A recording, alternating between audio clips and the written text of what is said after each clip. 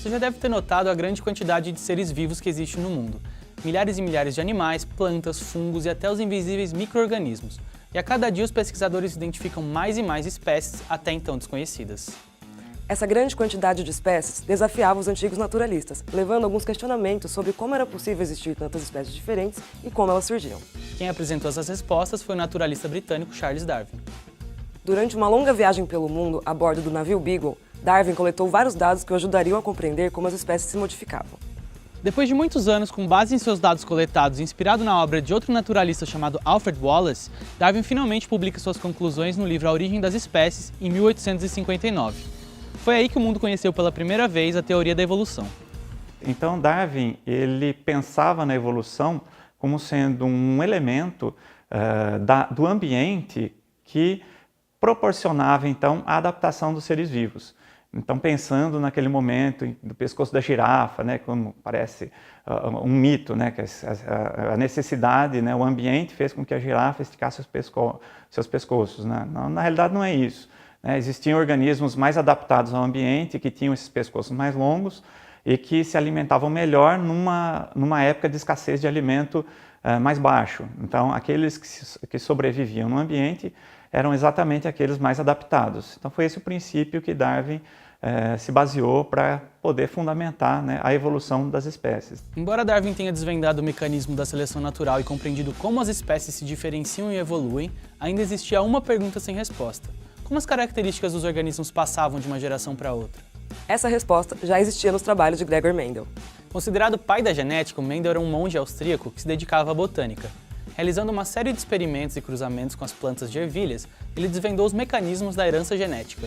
Apesar de Mendel ter sido contemporâneo de Darwin, os resultados do seu trabalho, que poderiam fortalecer ainda mais as ideias evolucionistas, ficaram esquecidos por muito tempo.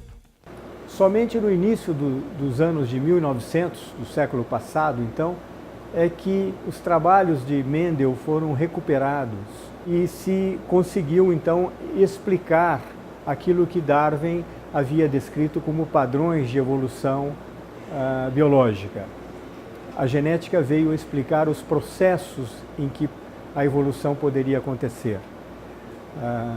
E nesse sentido, então, os pesquisadores daquela época escreveram aquilo que nós conhecemos como a síntese da evolução biológica, que era exatamente, então, interpretar a evolução de Darwin através dos mecanismos genéticos que Gregor Mendel havia nos ensinado até então. Ao longo do século XX, a genética segue seu caminho em busca de respostas para novos questionamentos. A segunda metade do século assistiu a um avanço ainda maior das pesquisas a partir da descoberta da estrutura da molécula do DNA.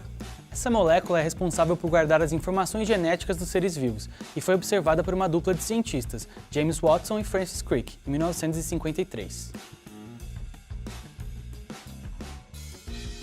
Da mesma forma que a vida evolui, dando origem a novas espécies, como mostrou Darwin, a genética também foi se transformando e se ramificando em campos específicos do conhecimento, como a genética agrícola, voltada ao melhoramento de cultivares, e a genética médica, voltada ao diagnóstico e tratamento mais preciso de algumas doenças. Uma dessas áreas, a chamada genética da conservação, tem se dedicado a aplicar suas técnicas para evitar que algumas espécies, ameaçadas pelas ações humanas, sejam extintas. Animais como onças, animais como antas, enfim, animais de porte muito grande, eles são dificilmente vistos na natureza e mais difíceis ainda de serem capturados na natureza.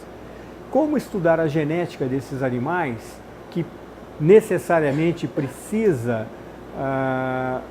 analisar, por exemplo, o DNA desses animais? Como fazer isso se nós nem mesmo conseguimos, muitas vezes, ver esses animais na natureza? Então, uma estratégia muito interessante é a chamada genética não invasiva. Nós vamos ao campo e no campo nós buscamos pelos vestígios desses animais. Por exemplo, pelos deixados por esses animais, às vezes até pedaços desses animais que são deixados no campo, mas muito deles são as fezes que nós encontramos desses animais.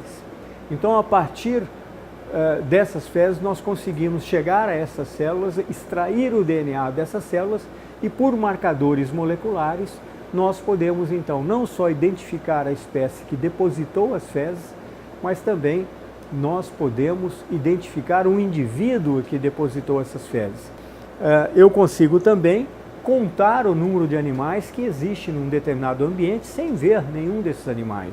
Eu consigo estimar a abundância desse animal nessa determinada área e aí então nós vamos conseguir avaliar e estimar um pouco o impacto das ações antrópicas sobre um determinado ambiente e sobre um determinado animal a partir dessa análise global que se faz da análise não invasiva. Essa caminhada pelo conhecimento biológico ainda deve continuar por muito tempo em seus desvios, cruzamentos e mudanças de rota. Continue também a sua caminhada pelo conhecimento. A gente vai se encontrar novamente pelo caminho. Até lá!